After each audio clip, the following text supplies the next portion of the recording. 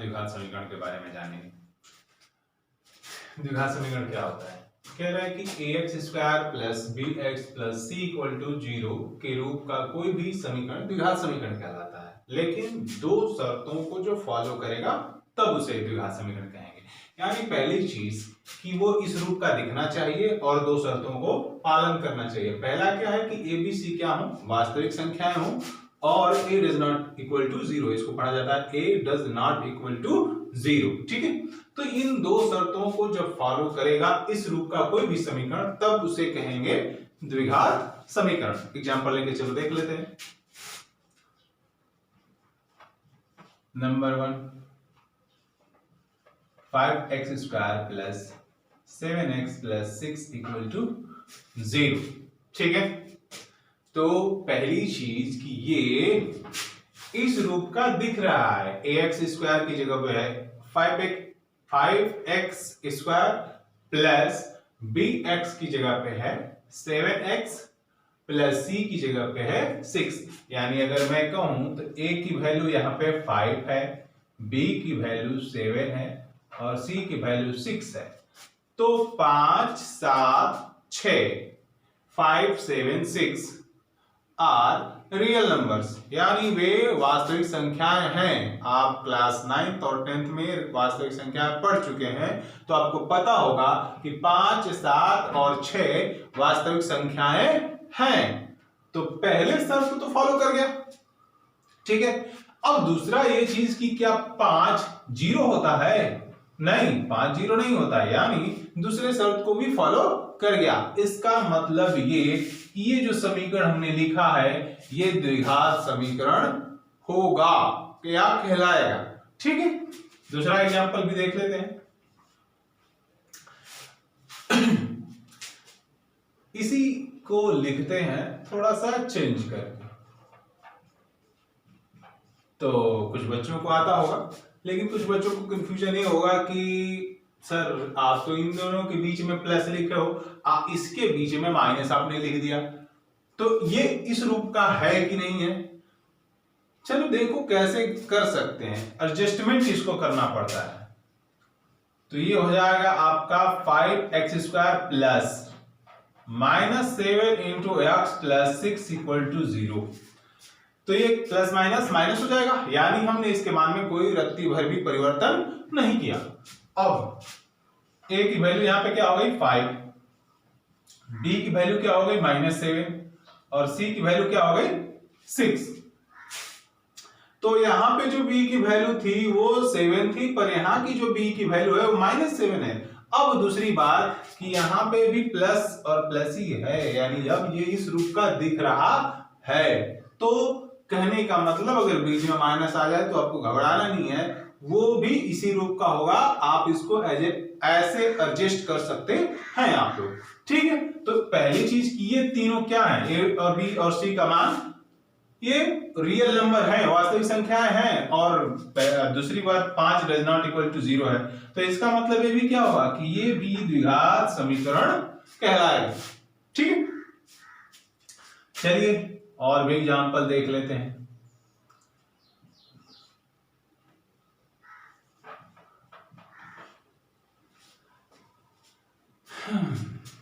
ये द्विघात समीकरण कहलाएगा कि नहीं कहलाएगा? और तो कुछ बच्चों के दिमाग में लग रहा होगा कि ये कहाँ इस रूप का है, x स्क्वायर है ना, तो x है ना तो c है। चलो देख लेते हैं ये कहलाएगा कि नहीं कहलाएगा। तो इसको मैं ऐसे लिख सकता हूँ x square plus 0 into x plus 0 equal to 0। अगर इसको हल करेंगे तो ऊपर वाला ये आएगा, यानी x स्क्वायर इक्वल टू 0।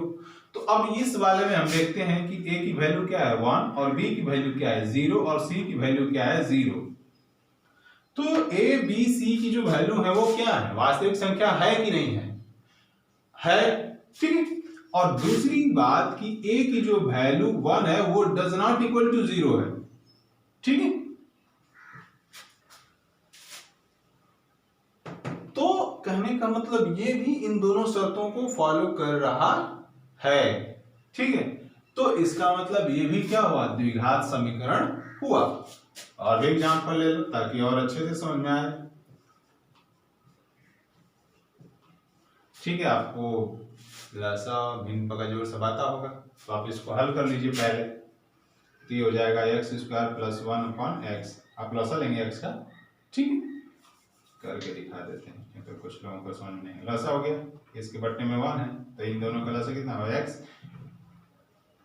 भाग देंगे या गुणा करेंगे, भाग देंगे, तो x बचेगा, x का x में गुणा कर देंगे तो क्या हो जाएगा एक्स स्क्वायर, इससे इसको भाग देंगे तो 1 बचेगा, 1 का गुणा 1 में करेंगे तो 1 = 0, अब क्रॉस मल्टीप्लिकेशन कर देंगे, ठीक है, इसका इसमें इसका इधर, अरे जिसके बट्टे में कुछ नहीं एक होता है ना, तो ये हो जाएगा एक्स स्क्वायर प्लस 1 = 0, ठीक है। तो अब ये बात यहाँ इस वाले में है कि ये बीच वाला टर्म ही गायब है, तो आप अगर इसको समझ चुके हैं तो आप समझ रहे हैं कि यहाँ क्या करना है।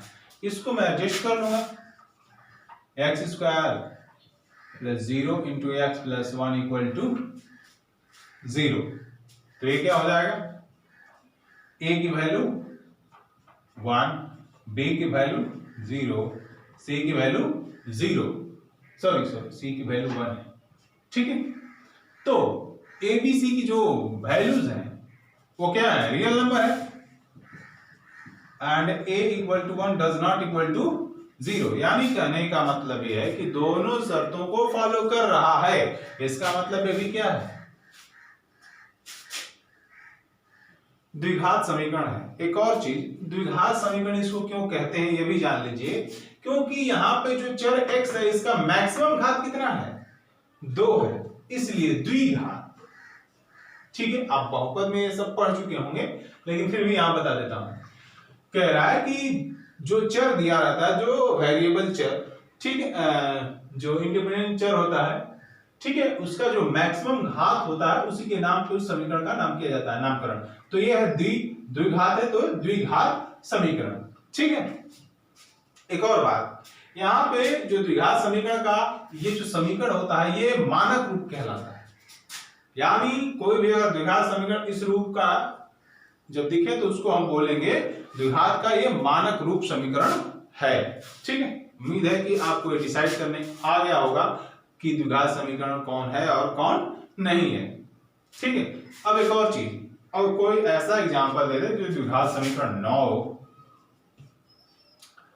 x⁴ प्लस 7x प्लस 5 = 0, तो क्या यहाँ पे ये द्विघात समीकरण है? पहली बात कि x का जो घात है वो 2 नहीं, इसमें बोला है इस रूप का समीकरण, यानी x की जो घात है वो कितनी होनी चाहिए, मैक्सिमम 2, भिन्न में नहीं होनी चाहिए, 2 होनी चाहिए, 2, तब ये द्विघात समीकरण कहलाएगा। यानी कहने का मतलब ये नहीं है कि बस 3 गो टर्म लिखना है, 3 गो टर्म के अलावा उन तीनों टर्म में कैसे लिखा गया एक एक पॉइंट उसके जैसा होना चाहिए, ना कि उससे भिन्न होना चाहिए, तो ये द्विघात समीकरण नहीं है। क्यों? क्योंकि इसका जो घात है वो कितना होना चाहिए था x का, अधिकतम 2, 3/2 नहीं, ठीक है। तो उम्मीद है कि आपको कुछ आइए आप जानते हैं द्विघात समीकरण के प्रकार। द्विघात समीकरण के 2 प्रकार होते हैं, शुद्ध द्विघात समीकरण और मिश्रित द्विघात समीकरण। अब इन दोनों में अंतर कैसे हम डिफाइन करेंगे, तो पहले एक एक को जानते हैं, इजीली हो जाएगा, डिफाइन करना आ जाएगा आपको। पहला शुद्ध द्विघात समीकरण, आखिर ये क्या होता है, तो आप जान लीजिए। पहले द्विघात समीकरण ये लिखा है ना, ax² + bx + c = 0,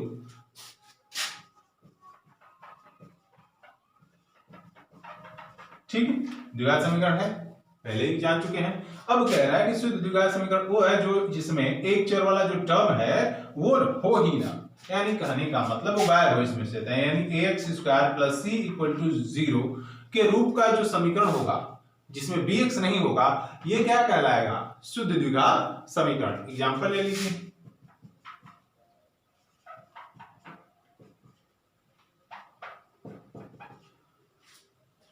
अब इसमें इस बीच वाला जो टर्म है, जो x चर वाला जो टर्म है वो गायब है, तो ऐसा जो समीकरण होगा वो क्या कहलाएगा, शुद्ध द्विघात समीकरण। देख लीजिए, इसको रिप्रेजेंट करते हैं इन द फॉर्म ऑफ, ठीक है। तो ये x² + 0 × x - 16, माइनस को आप माइनस ना रहने दें, प्लस -16 = 0, ठीक है। तो a का वैल्यू कितना 1, b की वैल्यू 0 और c की वैल्यू -16, तो b की वैल्यू कितनी है 0। कह रहा है कि अगर b की वैल्यू 0 हो जाए, यानी b की वैल्यू 0 हो जाए या बीच वाला टर्म ही गायब हो जाए, ठीक है, x का जो टर्म है वो गायब हो जाए या b की वैल्यू 0 हो जाए, उस केस में जो द्विघात समीकरण होता है वो कौन सा द्विघात समीकरण कहलाता है? शुद्ध द्विघात समीकरण। आप एग्जांपल से हो समझ में आया होगा, ठीक है। ये पहला एग्जांपल था। दूसरा थोड़ा कंफ्यूजन केस में कर देते हैं इसको। ये शुद्ध द्विघात समीकरण कहलाएगा कि नहीं? ऑब्वियसली कहलाएगा। क्यों? क्योंकि इसका जो b का मान है वो कितना है? 0 है। c से कोई मतलब नहीं है, उसने c के बारे में कोई भी जिक्र नहीं किया। c रहे या ना रहे क्या फर्क पड़ता है, लेकिन b की वैल्यू क्या है इसमें? 0 है, इसलिए ये भी क्या कहलाएगा? द्विघात समीकरण। रिप्रेजेंट करो in the form of this. तो b की वैल्यू कितनी है? 0 है। c की वैल्यू कुछ रहे उससे कोई फर्क नहीं पड़ता। b की वैल्यू अगर 0 है तो ये क्या कहलाएगा? Pure quadratic equation. ये भी क्या है? Pure quadratic equation. उम्मीद है कि आपको शुद्ध द्विघात समीकरण के बारे में समझ में आया हो, ठीक है। अब मिश्रित द्विघात समीकरण जान लेते हैं।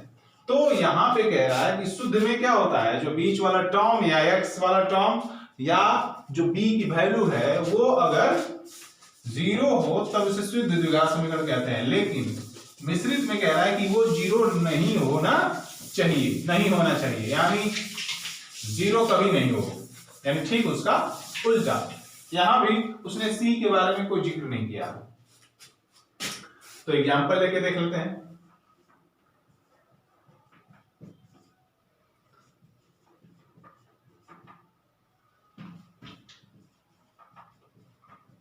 ठीक है, 7x² + 6x + 5 = 0। तो ये क्या है? a की वैल्यू 7 है, b की वैल्यू 6 है और c की वैल्यू 5 है, ठीक है। तो b की वैल्यू कितनी है? 6 है, जो कि 0 नहीं है। तो इसका मतलब ये क्या है? b = 6 does not = 0। तो इसका मतलब क्या है? ये है आपका मिश्रित द्विघात समीकरण। c के बारे में कोई मतलब नहीं है। अब किसी बच्चे के दिमाग में ये क्वेश्चन आ रहा होगा कि सर मिश्रित द्विघात समीकरण को मानक रूप का समीकरण बोल देते हैं कि नहीं द्विघात समीकरण का? तो चलो एग्जांपल लेके देख लेते हैं। 7x² + 6x, उसको टर्म को गायब कर देते हैं। तो ये मिश्रित द्विघात समीकरण है, लेकिन मानक रूप का समीकरण आप इसे नहीं बोलेंगे क्योंकि सी वाला टर्म दिख ही नहीं रहा है, उसको दिखना चाहिए, ठीक है। अब ये क्या है कि इसमें सी वाला जो टर्म है वो गायब है, ठीक है। ये जो बोला है इस रूप का दिखना चाहिए तब इसको मानक रूप समीकरण बोलेंगे। यहां पे नहीं दिख रहा, ठीक है।